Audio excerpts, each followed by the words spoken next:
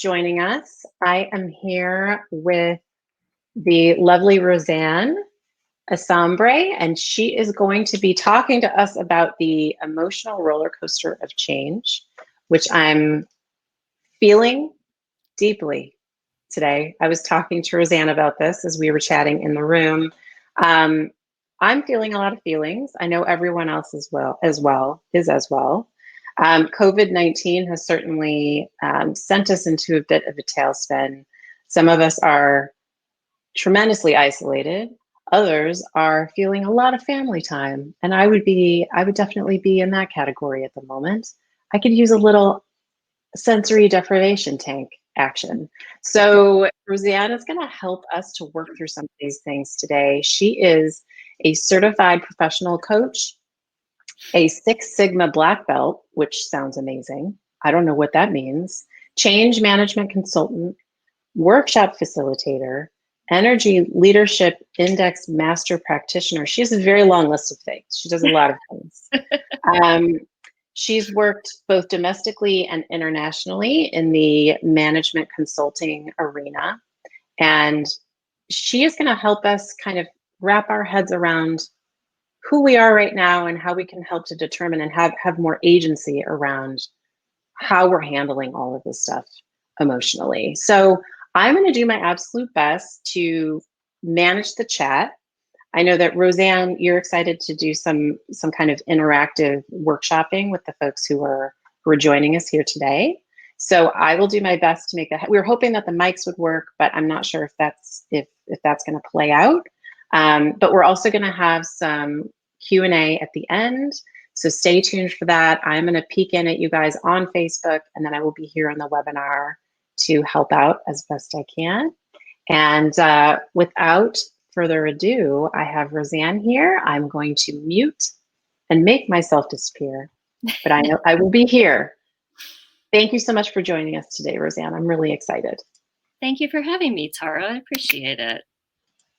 Okay.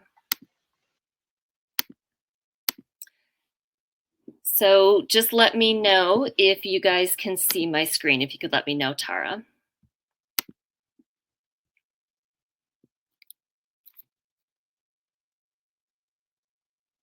You're on mute still, Tara, if you're speaking. Oh, I was writing in the chat, but then I realized you can't see the chat. I can see your screen fine. And Erica is here and Chris is here as well. Hi, guys. Thanks for popping in. Yes, I can see your screen. Okay, perfect. Thank you. All right, so welcome everybody. We're going to today talk a bit about the emotional roller coaster of change.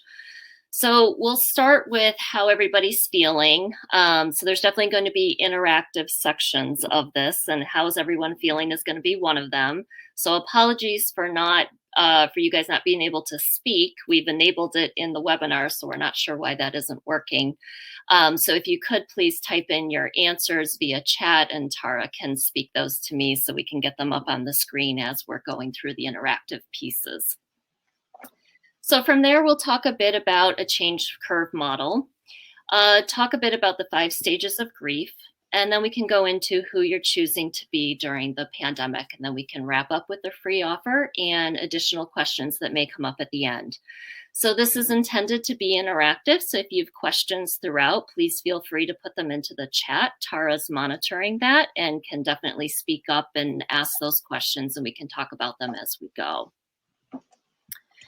So if we start with, how is everybody feeling about the changes experienced from the pandemic? So who's going to be the first brave soul to type in how they're feeling in the chat? I can tell you how I'm feeling. Go for it. Are you ready? Yep. I am feeling like a fractured human. I'm feeling like I cannot concentrate. I'm feeling depleted and exhausted, and the uncertainty is very difficult on a number of levels. Does anyone else have any other? Let me know, you guys, in the chat if you have anything else you'd like to add. Brenda says, I'm feeling at times that I can't do this. Kat is feeling frustration. I feel you, Kat. I also feel a lot of frustration. Yes. Okay, so can't do this, frustration. What else? Overwhelm. Yep. Overwhelm's a big one, Yep. naturally. Erica says, I feel vulnerable to any emotion, which held to the yes. All right. Thank you for being vulnerable, Erica. Yes. Vulnerable to And any. Joe says, when will it end? Yep. When can we get back to normal? That's what everybody wants Yep. to know. Yep. Okay. And Christina Miller, I know her as Chris because I know her. She says, I was let go from my safety net full-time job. And as a solopreneur starting a business in the middle of a pandemic, I am stressed and fearful. Okay. You're being very brave, Chris, and I'm sorry to hear about the change in the full-time safety net. I can understand that. And very brave of you to start your own business during the pandemic. Mm-hmm. I'm actually starting mine as well, so I hear you on that stressed and fearful. Okay.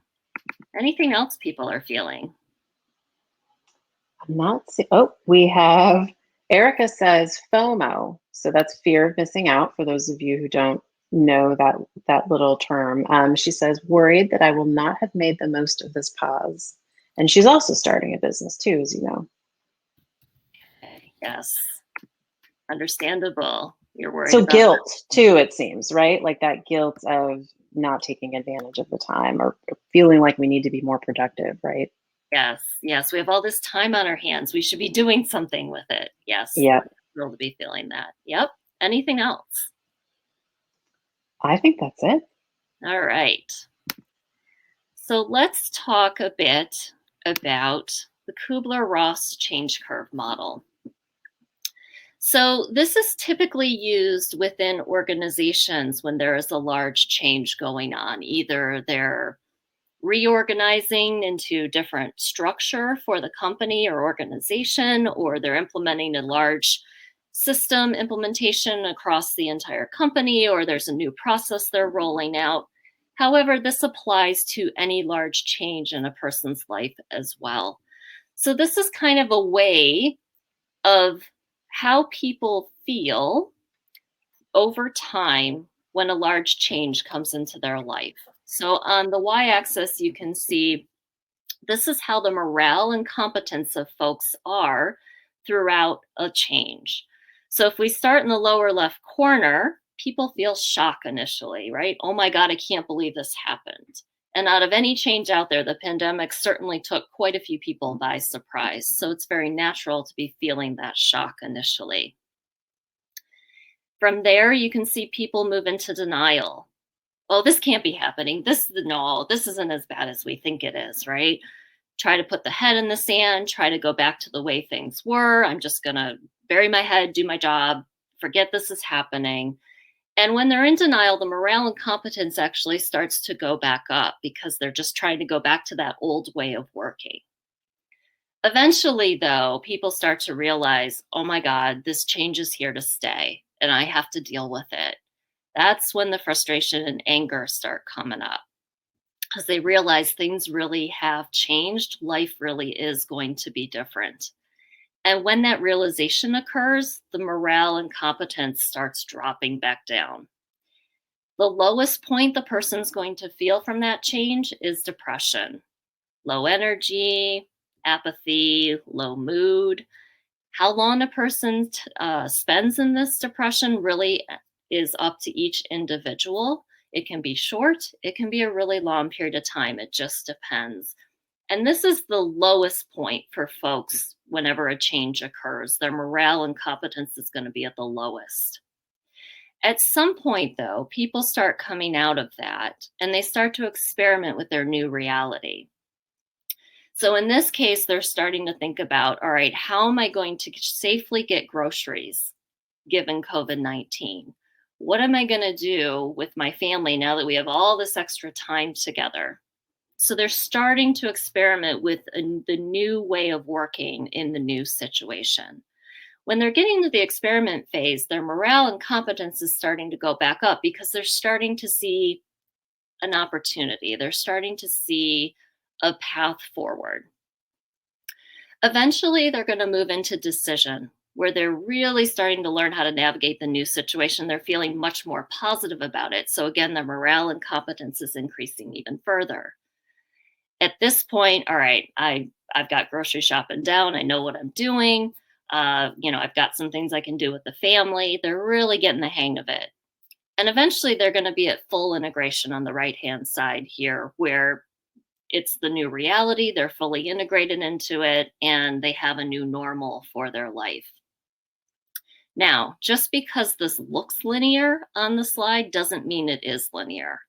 So people can be an experiment and bounce back to frustration. And when they're in frustration, they can bounce back to denial, or they can bounce over to shock when something, oh my God, I didn't realize this implication of the pandemic. So again, just because it looks linear doesn't mean it is. You can bounce around in these emotions depending on what's coming up for you related to the change.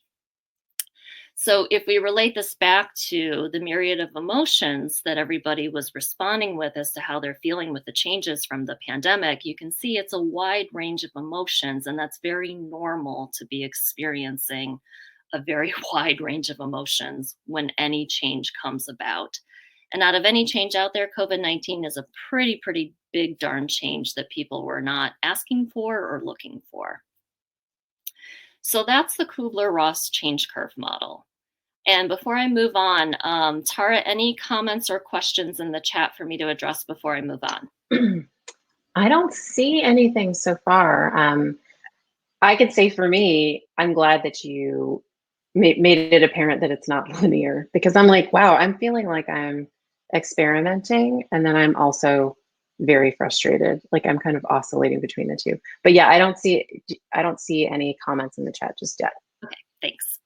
And very normal, especially between experiment and frustration, to be oscillating, because think about experiments in science class, right? They don't always go as planned, and they don't always produce the result you might have expected. Well, experimenting with a new change is kind of the same thing. So sometimes things are going to happen that you might not be too thrilled about, and then up comes that frustration. So very normal.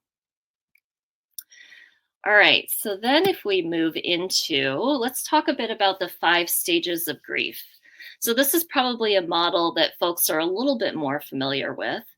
So the 5 stages, there's anger, there's depression, there's bargaining, there's acceptance, and there's denial and isolation. This one depicts a little bit better that, again, this isn't linear either, right? You can be in anger and bounce over to depression. You can be in depression and bounce over to acceptance. You can be acceptance and bounce over to denial and isolation. So everybody grieves differently, but everybody kind of goes through these stages, and not necessarily all of them, but you bounce around. So very normal. So when we think about these 2 models, the Kubler-Ross change curve model and the 5 stages of grief, what does everybody notice about the 2 models? If you could put into the chat what you're noticing.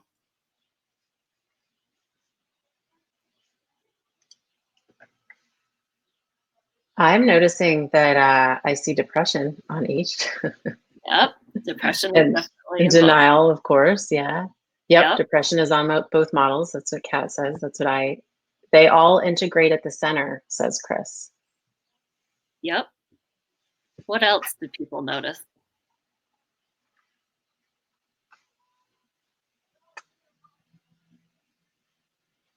You guys got anything?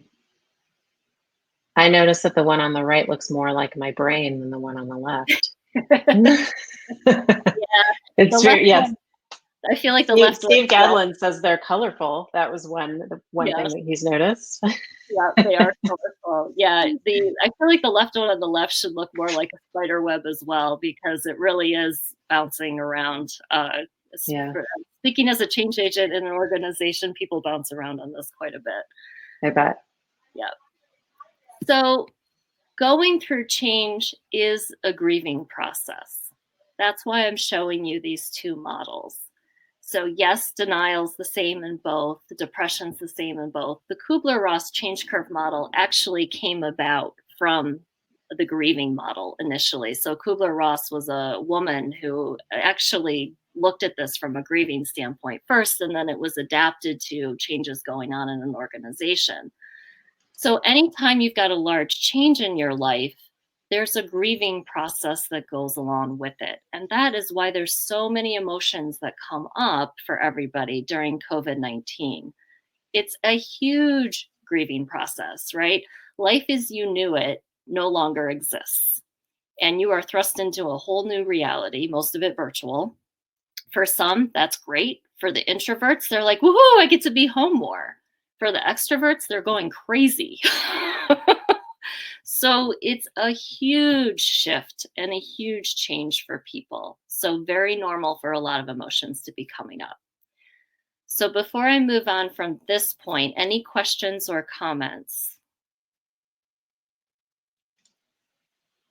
I'm not seeing anything in the chat. I will say I'm definitely one of those introverted people where I was like, yeah, I could do this for a while. Sure, you want me to stay home? I'll stay home. That's no big deal. Yeah. Chris says, I do think you can bounce around between the stages. Yes, absolutely. Yep. 100%. Absolutely. Yep. Yeah, I'm an interesting, your comment about the introvert. I'm an interesting mix between introvert and extrovert. So at times I'm really good with this, being at home. And at times I'm like, okay, I could use being around some people right now. Yeah. I think I do a little bit of the same. Like I'll run into someone and they'll feel like, oh my God, could you stop stalking me? Like, right? Like, where I'll see my neighbors across the street and I'm like, what are you guys doing? How's it going? You guys made want to hang out and chat? Yeah, exactly. Yep. Yeah, I mean, we're intended to be social creatures, so it's very normal for people to be craving human contact. And I think everybody's understanding, for those of you who have dogs, I think everybody's understanding their dog's behavior a bit more, when the car drives by and the dog's barking and, ooh, what's that, Yeah, right, squirrel. Yeah. Yeah. All right. So now that we're clear on change is a grieving process, what coping strategies have you guys used in the past to deal with grief that have been helpful for you? So who's going to be the first brave soul to put in some coping strategies they've used into the chat?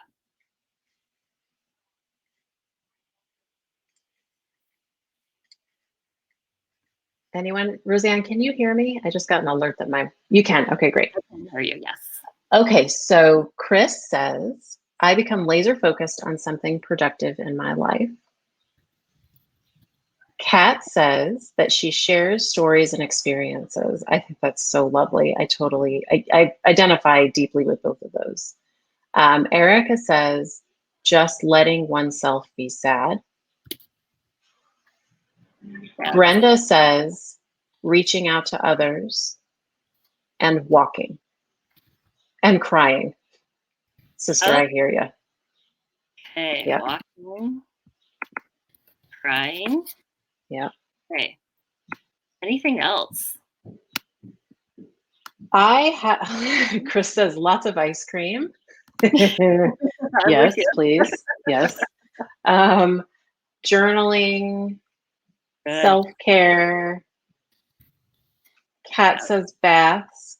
I wish I could take a bath. My bathtub is disgusting. I have kids and a puppy. Oh.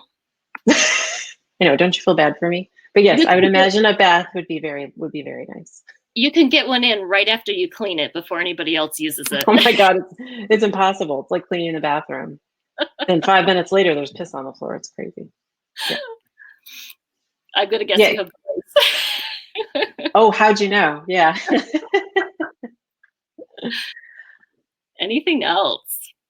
I would say for me personally, it's watching the most ridiculous videos I can find. So there's actually a Chris Pratt bloopers reel from Parks and Rec that always makes me happy.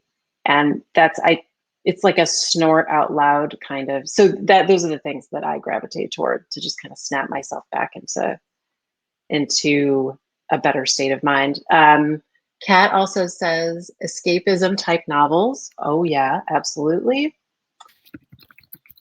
And Chris has been using the time to read, which is fantastic. I wish I could say the same for myself, but I am finding it really difficult to focus. It's actually very hard for me to read right now. Yep. And the difficulty focusing can be understandable, especially for you when you're doing two jobs. So you've got your kids at home 100% of the time now, in addition to running your business. So Yeah. you've got a lot of things pulling your attention at the moment. Yep. All right. So additional things that I haven't heard, right? You can talk to a therapist or a grief counselor. Another one. You can pick up a hobby that you used to love doing and haven't had time for. Now you have time again. So pick back up a hobby.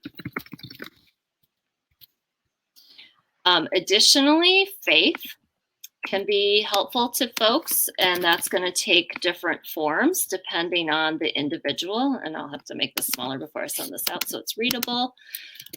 So faith, you can be doing a church service online. You can be doing meditation. There's a lot of different apps you can download that will help with meditation.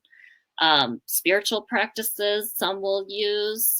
There's the Oprah Winfrey Network, which has a lot of spiritual type programming on it. So these are some great coping strategies that you can either use or try during COVID-19 to help you get through this. So I think the reason I'm asking you guys this question is everybody's different, and coping strategy for one person may not be the coping strategy that will work for another. So it's really thinking back in your life to periods of time when you were going through grief and what helped you get through that period of time. And those are things you can try again during COVID-19 and see if that will help you get through. And, as far as finding one that'll work, it's just try again, right? If one doesn't work, try another one. The other thing that I would say is, so these are all great coping strategies. The one I would be a little bit cautious on is the laser focused on something productive. So the one thing to be cautious of is if you are trying to be productive to escape how you're feeling, that ultimately may work in the short term, in the interim. However, it doesn't work for the long term. So emotions and feelings are things that you really do need to face and feel. Otherwise, they're going to come out in one form or another, usually in a way you don't want them to, down the road. And what do I mean by that? So it can come out as depression. It can come out as emotional outbursts. It can come out as lack of patience, and it can come out as illness in your body. So it really, really is important that if you are feeling something, take the time to let yourself feel it. If you want to cry, let yourself cry. If you're not in you don't want to, you have people living with you and you need some private space, go into the closet, go into a bathroom, find somewhere where you can really just let yourself cry. If you're feeling angry, go punch a pillow. The pillow's not going to talk back to you or be hurt that you're punching it. So whatever is going to help you feel that feeling, because going through it is the only way that is going to release it. Okay. So any questions or comments on this before we move into talking about who you want to be during the pandemic? There's just a comment from Chris, and she says, observe the emotion, feel it, and then set it free. You got it. Exactly, yep. Chris.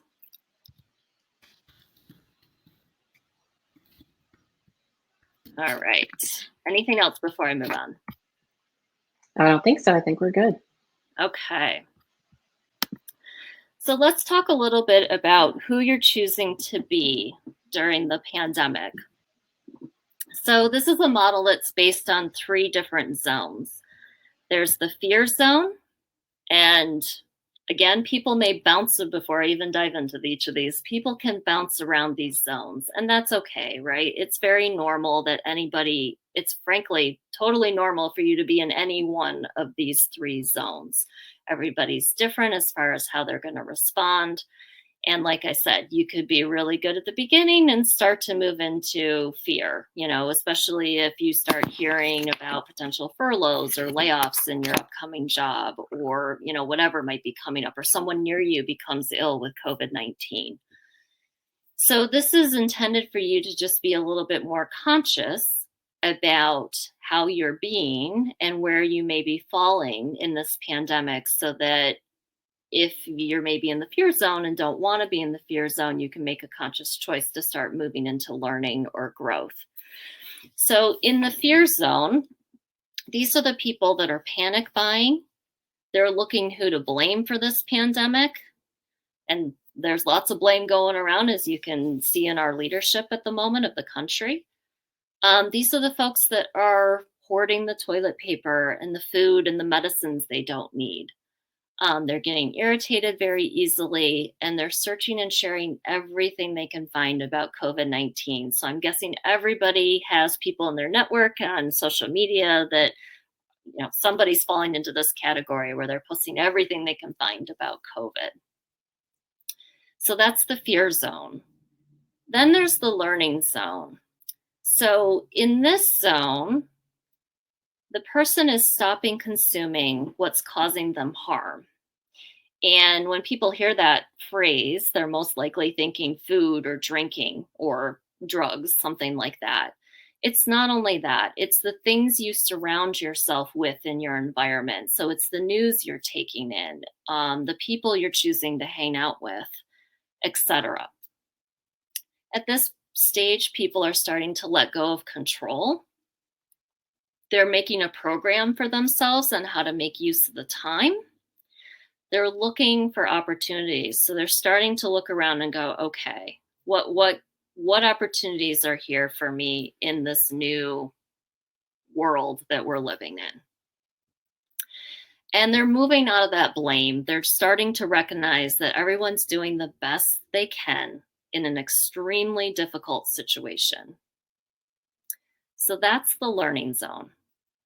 Then there's the growth zone, where the people are really starting to think about, how can I help others? How can I be of service? They're living in the moment. And it's not to say they don't forget about the future. They've got a clear picture of what they want to be moving towards in the future, but they're living in the moment. And they've moved into a space of appreciation and gratitude.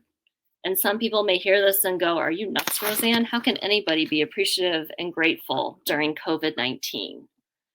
It really is possible. You just have to look for it. So think about all the times you've said, I wish I had time for this. I wish I had time for that. I wish I had more time with my family. This is a time where you're actually being given that. So you can choose to be grateful for that, and some people are. And granted, some people are very frustrated they have all this time with family, and that's valid as well, right? It's a wide range of emotions. But it's really being appreciative for what you do have, right? We have a roof over our head. There's a lot of people in the world who don't even have that. We have food. We have food in our homes, most of us, for a couple weeks. There's a lot of people in the world who don't even have that. So it's really being appreciative and grateful for what you do have, especially if we have our health, right? We're healthy right now. So before I go any further, any questions or comments on this model? I'm not seeing anything in the chat yet. I do have a quick question from myself. I would like to know, how do you focus? So in the growth zone, you mentioned live now with a clear picture of what's next. With all of this uncertainty swirling around us, how would you recommend that people frame that what's next? You know what I mean? There's a lot of folks who sort of, they live for the next road trip or the next exotic vacation or the next opportunity to visit friends and family, like those kinds of things. To look forward to. Yeah, exactly. Okay.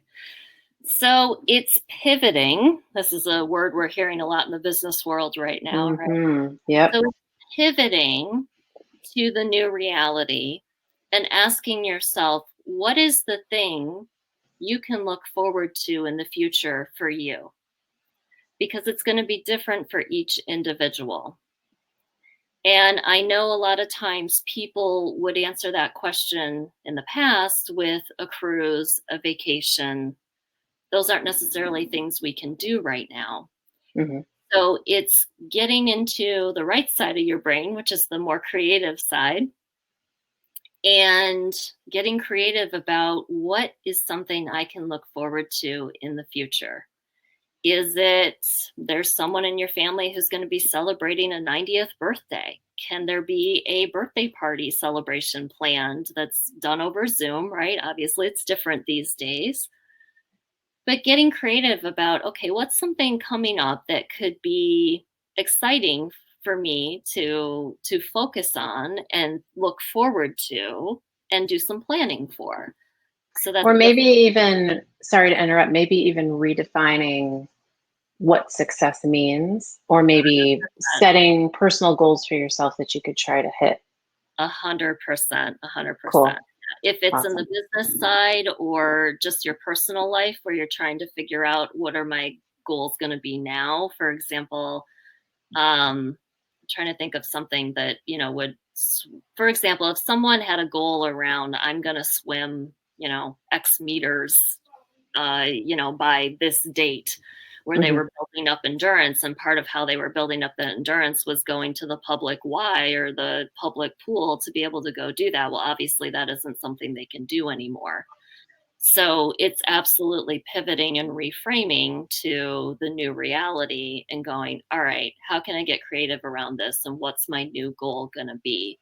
For Sure. that person, if it's, around swimming the distance, well, that's around physical activity. So what's a new physical activity they could pivot to that doesn't require swimming in a public pool? For example, running or something like that, where they can still build up endurance, or biking, right? You can do biking and still be able to stay away from people.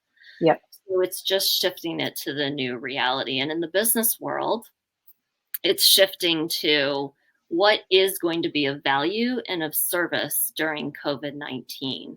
And for Absolutely. Yep. right. And and I know you're very focused on this right now with your business, Tara.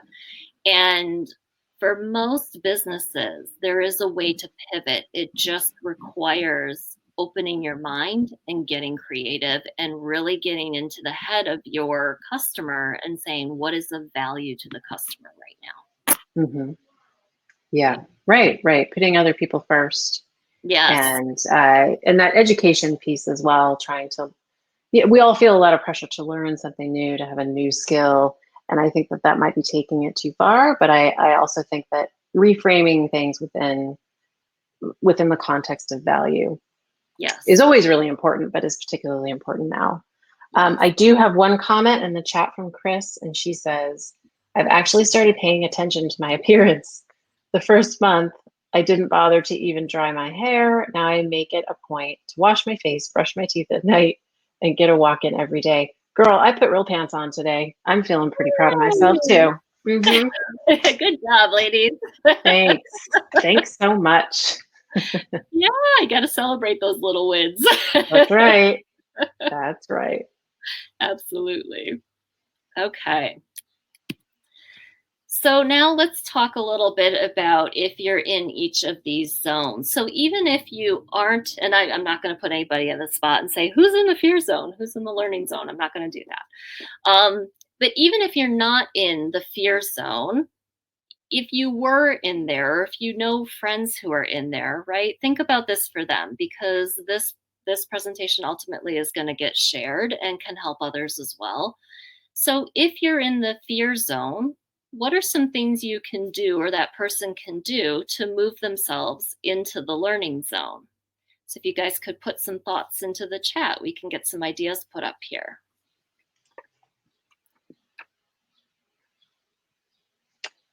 Maybe put I think about the search and share everything I can find about COVID-19, and maybe putting a curfew or a time limit on the amount of time you spend obsessing Brenda suggests speak with others that are more positive. Absolutely, right? Surround yourself with positive folks who are going to mirror back to you what you need in your life. I think that's a really, really good one. Kat says reach out to people and look for resources. Nice. Yep. Chris says, I'm just the opposite about COVID-19. I check the stats once a week and let it go. Yep, I am. I like to bury my head in the sand, and to a certain extent, I'm just like, I'm going to do what I can to stay safe and follow the rules, but I don't want to know every gory detail. Okay, nice. So curfew, time limit on obsessing on the pandemic, speak with others who are more positive, reach out to people, look for resources. And so one thing that really resonates, sorry, I feel like I'm like so excited about this today. The one that says I act like a victim looking for who to blame. I'm seeing a fair amount of that. Some of that poor grown-up behavior.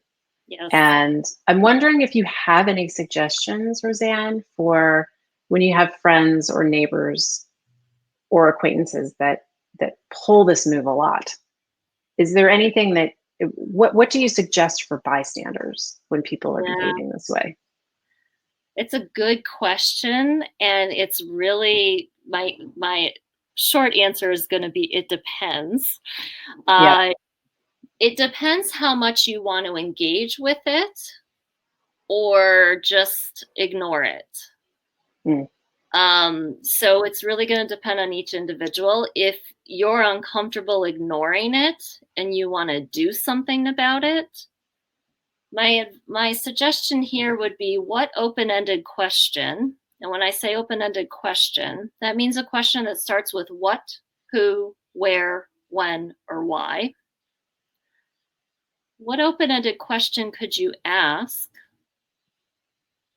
to raise their consciousness a little bit about the blaming behavior they're doing? So for example, you could ask the person, what value is blaming so-and-so going to bring right now? You could ask, how much energy are you spending blaming this individual right now that maybe could be spent on other things like your business or your family or etc. So it's really, and it's easier said than done. And you kind of got to gauge too how the person's going to take it, right? Some people aren't going to want to be asked open-ended questions. Yep. So, and that comes back to how much do I really want to put my toe in the water on this? Yeah, I think I have my answer, and the answer is ignore it. Okay, thank you. You're welcome. I tend to be one who is less able to ignore it, so I do engage. But you got to be ready for any response you may get from it, and generally when I'm going to engage, I've prepared myself for whatever I might get. And just, I know that whatever response, it's more about them than it is me.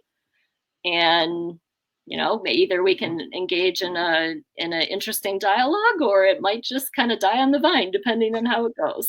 Yeah. Kat says, if they want to stay in that place, toss up that boundary because you are number one. And you're right. And that's a whole separate conversation that I could have with you, Kat, and a number of people over drinks. But yes, boundaries are so incredibly important. I couldn't agree with you more. Excellent suggestion, Kat. Very, very good. Erica has something that she says, this situation where we have family or community members who are handling it differently means exercises in setting boundaries for ourselves and compartmentalizing. She says, with my mom, I try to obliquely mention facts I hold for myself. Yep. Yes. And that's a good point as well, Erica. Depending on who you're dealing with, if they're very fact-driven, then that's definitely a way to gear your open-ended questions around, coming back to Tara's piece of if somebody's blaming. If you're just wanting to engage with somebody, yes, you definitely want to tailor your communications more to how that person takes in information The people that are more creative are going to want more visuals. The people that are more fact driven are going to want facts. That's definitely, you're going to increase your likelihood of success of communication if you gear it towards the way the person tends to take in information. So really good point, Erica. Other ideas on how to help people move out of the fear zone? I don't think so. Okay, so I'm going to add a few more in here. So meditation, or I should say just taking a pause, because taking a breath. This. Meditation can be very intimidating to some folks. They envision it as this hour-long thing, or even 20 minutes can be too much for some folks. Just taking a deep breath can be very beneficial to the body, especially when one is in fear or panic. You're going to, it triggers the system in the body to actually start to release, because when you're in fear and anxiety and panic, that cortisol is ramping up like crazy in the body. So anything you can do to slow down, take a breath, deep breath, several deep breaths in a row, which is really kind of what meditation is all about. Bring yourself back to center. That is going to help start to calm things down a bit. So that's another one that can be really good. Another one that we already talked about, so exercise, moving the body physically, is going to help move the emotion through. And again, we're talking about fear. Fear is just another emotion. Another thing that can be very helpful is for anybody who's struggling sleeping well right now or getting to sleep during the pandemic. So something that could be beneficial there is taking a journal out or a notebook or paper. Write down whatever comes to your mind. I don't care how crazy or how silly or how stupid it sounds. Write it down. And I used to do this when I was a management consultant, which tended to be a lot of high stress. And I found when I started doing this, eventually, it might be 15 minutes one night, it might be 20 minutes another night, it might be 30 minutes another night, just depends on how frustrating of a day I had. And, the thoughts jump all around, didn't matter, just wrote it down. And eventually my mind would quiet and I'd be able to fall asleep. And my sleep through the night was much more consistent and solid and more restful. So that's another thing that folks can do too. And again, so it's like a little downloading of your thoughts then, or totally, like, yes, totally a download. That's awesome. That's really interesting. And the other thing it does is there's a lot of time, it kind of depends on how conscious the individual is. A lot of times there's a lot of thoughts rolling around in the head that people don't realize are rolling around up there. Because the way it works is every feeling we have, what comes before that feeling is a thought in our mind. The thought always comes before the feeling. Once you've identified the thoughts that are going through and that's triggering the feeling, you can actually do something about it. But a lot of times we're unconscious about what it is that tape that's rolling in our head that's triggering that feeling. So this journaling exercise is another thing that brings to the awareness, oh my God, I didn't realize I was thinking that. And I had some of those moments too. So all right, so those are some additional things. So now if we move to the learning zone. So now this is for somebody who is in the middle. And if they're in the learning zone, and if they want to stay in the learning zone, great, right? Nothing wrong with that. But if they want to move into the growth zone, what are some things or ideas folks have on how that person could move from the learning zone into the growth zone? Hmm. Would experimentation be one of those things? Yep, Okay. definitely. What else?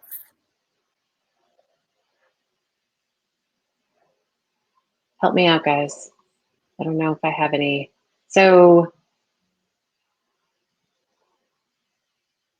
moving that train of thought toward putting yourself in other shoes Yes. more so than you're coming from a place of self.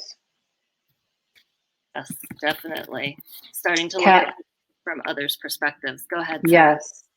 Yeah, and actually Kat just said perspective, question mark. Yes, 100%. Oh, absolutely. What else? Brenda says teaming up with them to discover what you can help with them together in the town you live in. So, in other words, a food drive or donating your time or dollars to help a local group in need. So teaming up with others to be of service / volunteering. Absolutely, Brenda. That is absolutely a great one. Yeah. And maybe pushing yourself out of your comfort zone.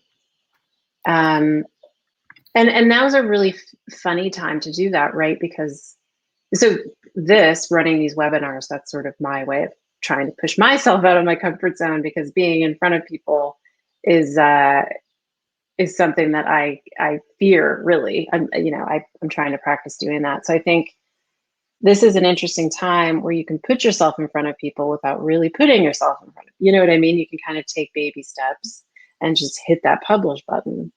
Yes, and Um, I'm so glad you said this one. So growth for anybody is all about pushing yourself out of the comfort zone. So yeah. you hit the nail on the head with this one. And I share the same fear that you have, Tara. So you and I are both practicing pushing ourselves out of our comfort zone doing this webinar today. So Yeah. definitely pushing yourself out of your comfort zone is an excellent thing for moving into the growth zone. What else? Yeah. And trying to ignore that negative self-talk, right? Like the imposter that's always on my shoulder telling me that I can't do X, Y, and Z for whatever reason. Right. Kat also says forgiveness for yourself and others, which is awesome. Yeah, Absolutely. excellent. Anything else? Let's see. You guys have anything else? Chris also mentioned doing a body and mind scan, which is kind of speaking to the previous slide. She says, whenever something panicky or stressful happens, she does, and that speaks to mindfulness, right? And then kind of goes back to that meditation concept. Um, Simplifying and trying to take everything down to its very essence Yeah. is so much more difficult than you would think, and does so much for you and Yeah. for your mindset. Yes. So body mind scan is definitely one someone can do. I would say that's probably more when they're in the fear zone. Mm, Um, that being said, so that's if they're in panic because I apologize, Tara. I can't remember if you said she had said in her comment like when someone's in panic or if you just added that. If they're in panic, then they're in the fear zone. So the body mind scan in that case would be on that fear zone moving to learning zone.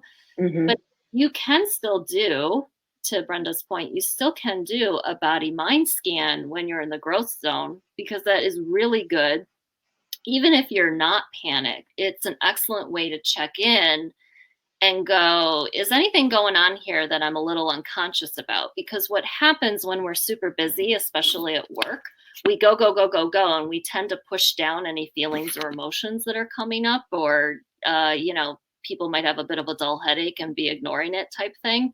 hmm So doing a body mind scan can definitely put you more in center and more in touch with oh, actually something is bothering me. What's bothering me? And, let me actually focus a little bit on that so I can resolve it and focus my energy elsewhere. So actually, Brenda, I'm really glad you brought that up. I'm probably going to put it on both slides. So That just was that was actually Chris. Not that I'm expecting I'm you to. sorry, Chris. No, I mean, it's very hard to keep these things straight. Yeah, that was Chris. She says she does that every morning and every night. Awesome, Chris. Yeah, that's an excellent exercise. Anything else? I don't think so. Okay, so one additional one I'm going to add here, and folks may have heard of this before. I'm just typing it before I start speaking. So there's something called a gratitude journal that some folks have probably heard of, and for some this may be new. So one way you can practice being more grateful and appreciative is to start the practice of a gratitude journal. So every day, whether it's before you're going to bed, whether it's when you get up in the morning, whether it's at your lunch hour, it doesn't have to be a physical journal. It could be an electronic journal as well. It could be on your phone. Write down 5 things you're grateful for that day. And if someone listening to this hasn't done this before, you may find it's actually very difficult to come up with 5 things to be grateful for, potentially, depending on who you are. And that's okay if that's the case. If it's difficult, that's actually a signal of, oh, my gratitude muscle's a little weak. And this is a practice you can do to strengthen that gratitude muscle. Why would you want to strengthen a gratitude muscle? I don't know how to say it other than the more gratitude and appreciative you can be and put that energy out, the more things will come to you that you will be grateful and appreciative for. It's kind of the law of attraction of the universe that seems to be in play here. I've certainly noticed this for myself. This was another practice I started when I was a management consultant, and it really started to shift my perspective about my day and what really mattered, and things that maybe I was stressing about that was like, why am I stressing about this? This doesn't really matter. So this can be very, very beneficial in really shifting your perspective to one of more gratitude. Now, it's not something to do once or twice and then stop. This is something to do for at least a month, if not longer, and see, just try it for a month. The reason I'm saying a month, it typically takes 30 days to form a new habit. So try it out for 30 days. Notice what changes for you after that month. You may find, oh my God, this is really shifting and I'm feeling much better. I'm going to keep doing this. Or you might find maybe this isn't for me. Totally fine, right? Worth a try. I've actually shifted this practice. And the other thing that you can do with it is I'm sleeping very well, but occasionally I might not have exercised enough that day and might take me longer to fall asleep, or I might wake up in the middle of the night and my cat jumped on me or something, woke me up and got the cortisol going. So it might take me a little bit to fall back asleep.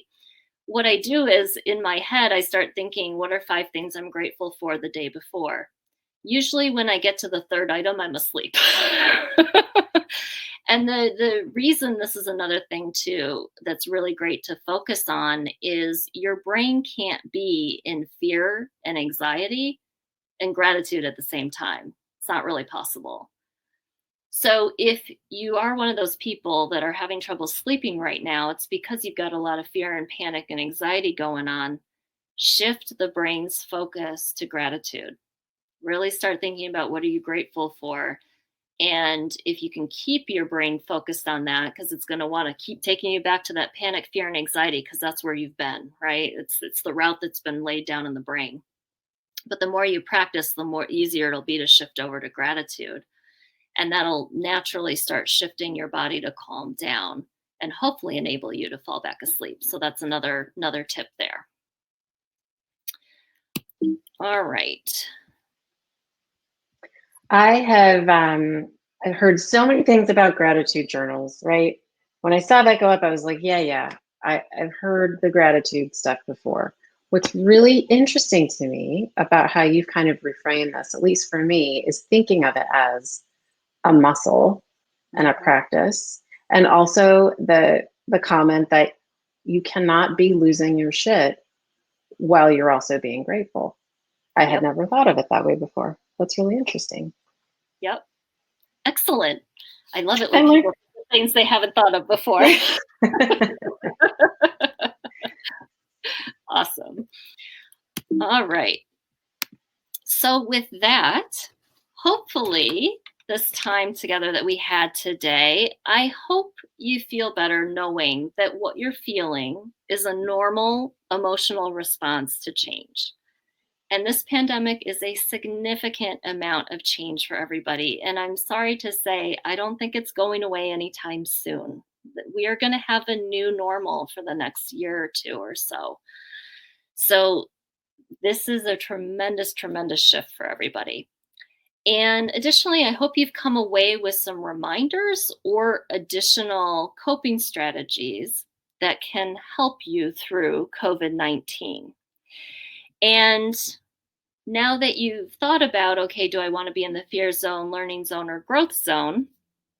Hopefully you can more consciously choose which zone you want to be in during this pandemic and have some ideas on how to help move you into that zone if you're not already in the zone you'd like to be in. So with that, if anybody's interested in a free hour of coaching or consulting or just learning more with me, please feel free to email me and reach out, mention this webinar. We can set up a time for a free hour of coaching or consulting. So my email's up on the screen there. And the other thing you can do, you can go to my website to check out the blog, sign up for the latest blog posts, news, and any special offers. With that, unless there's any other additional questions, Tara, that you've got in the chat there. I am going to give you guys a second to pop in. Chris says, very interesting and insightful. Thank you very much. I completely agree with her. Thank you so much for your time today, Roseanne. And for those of you who want to connect with Roseanne, I'm going to put this stuff in the group as well. I'll put this in the Alchemy Business Accelerator group. All of her details. Did you say an hour of free coaching? I did. Holy monster chili, that's very, very generous. And that's an offer that's really hard to pass up, I have to say, if you can find an hour, right? Some of us have that time, some of us don't. That's wonderful. I want to encourage you guys to take advantage of that. Also, Roseanne, she's in a women's networking group with me, which has been very, very valuable. If anyone's interested in learning more, please reach out to me. But this was so wonderful. Oh, I had a quick question for you, Roseanne. Sure. Will this be, sorry, the bells are chiming outside my office. Will the slides be available? Because I know you put some stuff in that the group kind of contributed to. Yes, okay. So the slides are going to be available. Obviously, I'm going to clean up the responses so they're readable. But yes, the intention is for this to be a takeaway for folks to use. So this will Perfect. Yep. Great. Okay, so we can send out an email / we can stick that in the Alchemy Accelerator group as well. You got it. And well, with that, oh, yep. Sorry, Tara. I just want to say. No, go ahead. Do the closing there. I just want to say to everybody, thank you for joining. And, I'm glad if this was of help. So again, I'm just being of service here. So that is the intention, is for this to be helpful. And everybody stay well. That was the other thing I wanted to say, and do what you can to get yourself into a healthy mindset where you're feeling comfortable through this new normal that we have. And lean on your community. No, don't be sorry. Lean on your community. Reach out to folks that you know that you can really see eye to eye with. It's nice to get a new perspective from others, and just try to take solace in knowing that we are all struggling with this in some way, shape, or form. And this is, again, Roseanne's presentation is a really wonderful tool to have in your back pocket and to reference. I know I certainly will be. This was awesome. Good. Awesome. Thank you so much, my dear.